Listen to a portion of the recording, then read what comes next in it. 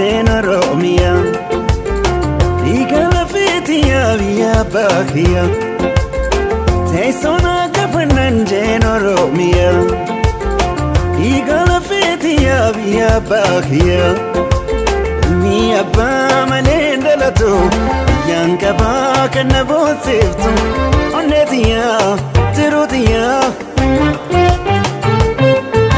Ana fis oromia Oromia, oromia, oromia, oromia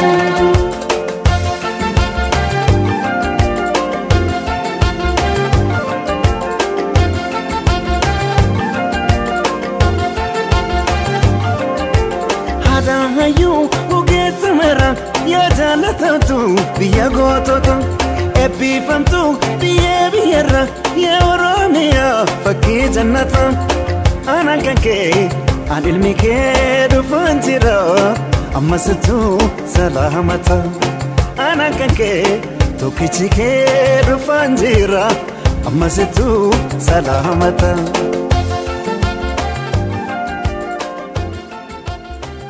Hannis eega kashtii dhabee gama Oromiyaa deemuuf murteesse amma ji'a lama gahaa jira.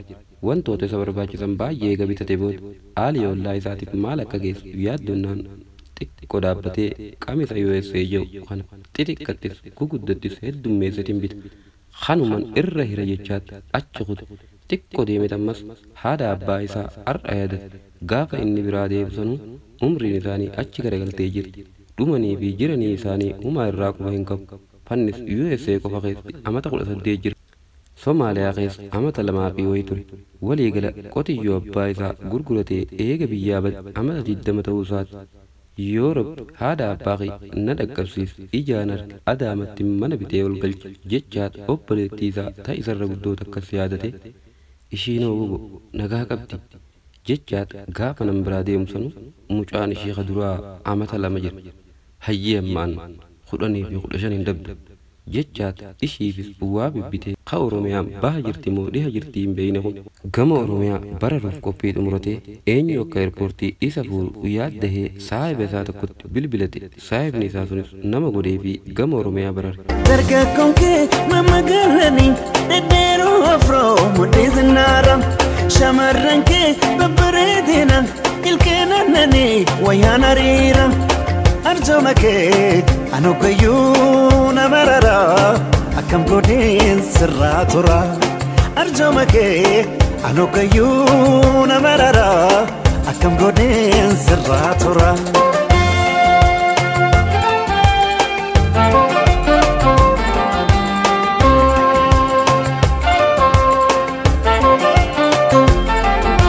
Boonaa fi qashtiin kan ji'oota lamaaf sagalee walii osoo hin dhagahin qashtiinis rakkataa ture. Boonaanis rakkachaa ture.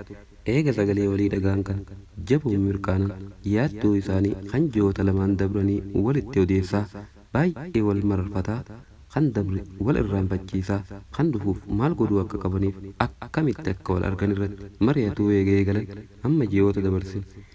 Guyyaan kun qashtiidhaaf guyyaa digrii jalqabaa ishii itti fudhattuudha. Boonaanis qashtii bira jiraatee hammatuu baatus asuma taa'ee yaadan hammataa guyyaan kunis dabruu ga'ee amma eebbifamtee bakka hojii keetillee hayyama fudhadhu dafii warra keetittis himi ansiin wal arguuf baay'een sardan hanganan si arguuf sardan jabbiin manatti hidhaa oolte hoggaa haati galte itti bahuudhaaf hin sardamte jennaaniin dhugaa yaa keessa kiyya bara anfaan maraatu malee humaa naaf hin hafne osoo hammanan si arguuf sardame beeyte silaa kanuma qaraatii fi jinnii dhiisii kottu naan jedhu.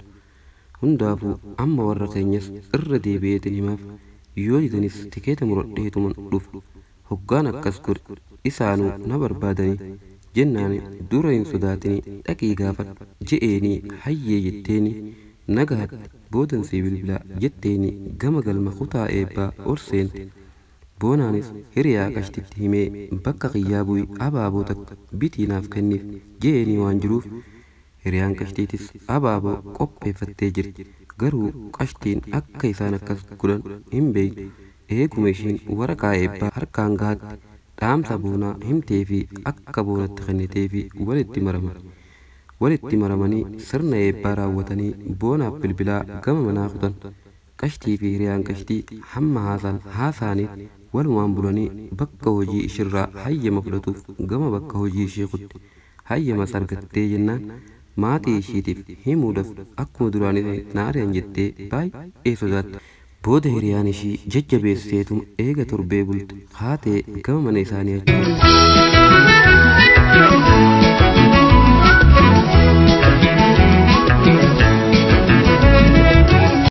Boonaa fi Ibsaan mana uffataa dhaqaniitti Boonaan uffata shamarranii qashtiidhaaf bituu eegale. Mee laal tun hin taatufi ja'an Boonaan. Awwa hin sirra beeqaaree ja'an Ibsaanis. Waa baay'ee eega biteef booda hiriyaa qashtii saniifis huccuu takka bitee fi akkuma as deebi'aniin guyyaan Ibsaan gama USA bararu guyyaa wayitata as deemu kan Ibsaan gaggeessaa godhatuu fedheet Boonaa fuudhee gama Adaamaa achi deeman. Boonaa siin edda bahuun kiyya hedduu keessa koo gubaa jira. Kanin silaa qaata deeme sibiraa deemuun baay'ee natti dhagaamte. Yeroo nan silaa itti bararuu qabu ji'a dabre ture. Beekaafin osoon sitti himin yeroo xiqqoo as bute guyyaan kunis hin dhaabbatu duruun ammas dhufe maal qaba osoo bakka deemnu hundumaa waliin deemne. Boonaa barati naman siin jijjiiruun qabu akkamittiin siin adda bahee jiraachuu danda'a. Dabre ammas guyyaa gammachuu keetii sibiraa dhabamuun koo anaan dhukkuba natti tahee jira. Maal qaba osoo guyyaan sun arra tahee silaa qashtiin barumsa xumurottee jirti maaf daddabteen dhuftu jennaanin Boonaan deemsa Ibsaan isa biraa deemaa jiru kanattuu baay'ee gaddee jira. Qashtiin waa hunda xumurottee jirti garuu maatii ishiitii waliin waa'ee kiyyaaf kashee mari'ataa jirti. Amma jajjabaadhu wanni guddaan ati biyya itti deemtu tana biyya kheyrii siif haa godhu achumarraa na waliin gootu silaa qashtuma xiyyaahuu sumaatu naaf as qajeelche deem qalbii hin hiriin obsi rabbi si waliin haa jiraatu.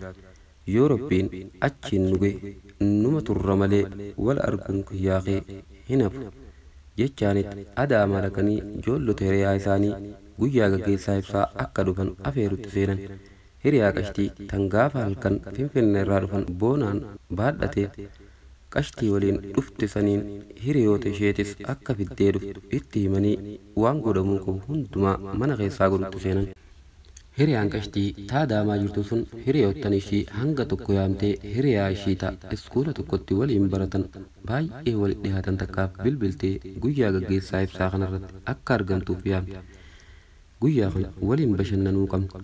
Akkanaaf jetteeni hayyee harmeetuu gaafadheen siif himi jennaanin anaatu harmeetee gaafa taa'u jetteenii gargar bahan. Laata eenyu ishiin hundaafuu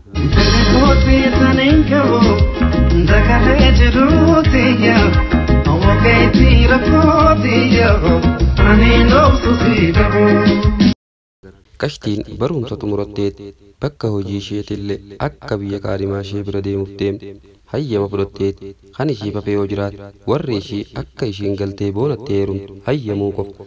Harmee ishii sodaatatum gaafatuuf bira gattees harmee akkam jetteen meenatti odeessa jetteen xiqqoo keessa ishitti dubbii dhoffattee harmeen ishiitis maal baanta jennaanin qashtiinis uf jijjibeesteetum waa'ee kiyyaaf Boonaa kanan baan jennaanin qashtiitoo nutuu si dura haasonnee fenne waa'ee sanii abshir ati mucuma qofa akka inni adeera kee qabiyya jiru san nama isaanii ergootus malee abbaan keetilleen hayyamee jira bar jennaanin qashtiin yes jettee lafaa utaaltee gammachuudhaan harmee ishiitti maramtee dhungatte.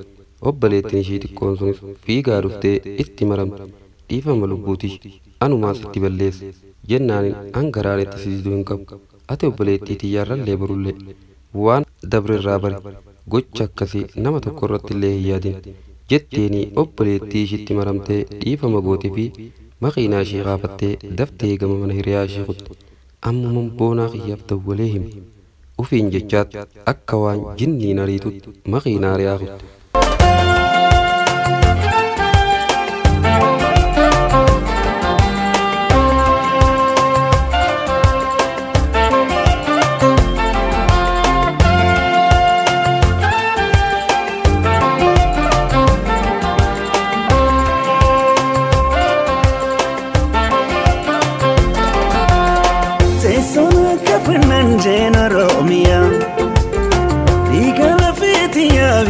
Bahia Oromia Igala fetiya biya bakiya Mi abba manenda lato Yanka baka na bosiftu Onetiya tirutiya Anafis Oromia Oromia Oromia Oromia Oromia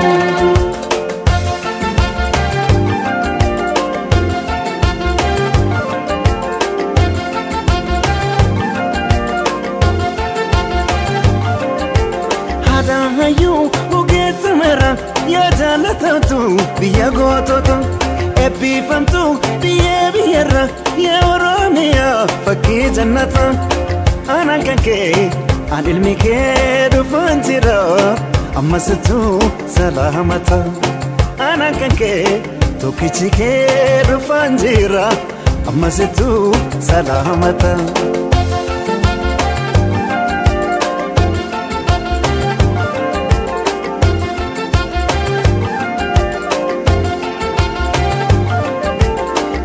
Konke mama galani dedero afro mudiznara shamarranke babredina ilkena nani wayana rira arjomake anukayuna marara akam godin sirratura arjomake anukayuna marara akam godin sirratura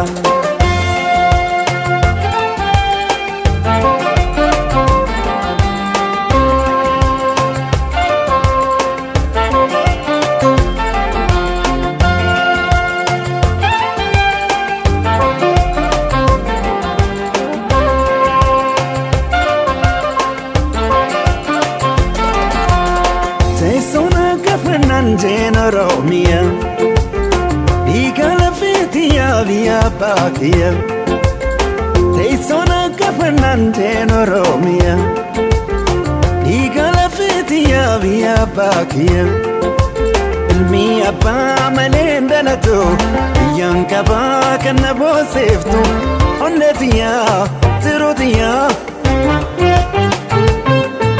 Anafis Oromia Oromia, Oromia, Oromia, Oromia.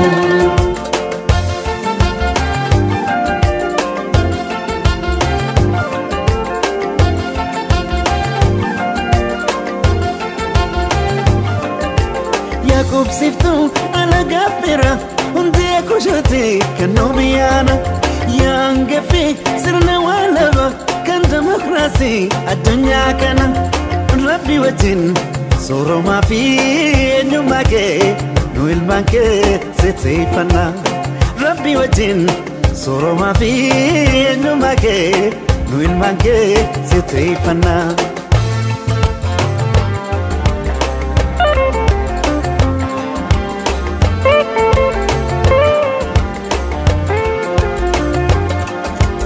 Apabo perrada Urka kilensasa Mukengara Kenya Ejersaf berbersa Himeto amfeto Ayina binensa Malayal menama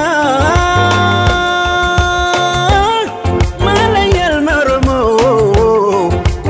Binensa garaletu Najiraya hanisa Mukengara Kenyatu Najiraya hanisa Bishan lagin Kenyatu Najiraya hanisa Laga awash kutatu Najiraya hanisa warra Kenyatu Najiraya hanisa Ilu apaboratu Najiraya hanisa Alego bakiyatu Najiraya hanisa Juma paje faritu Najiraya hanisa Walakana kamtetu Najiraya hanisa Wallo kamisedatu Najiraya hanisa Shawafin finedatu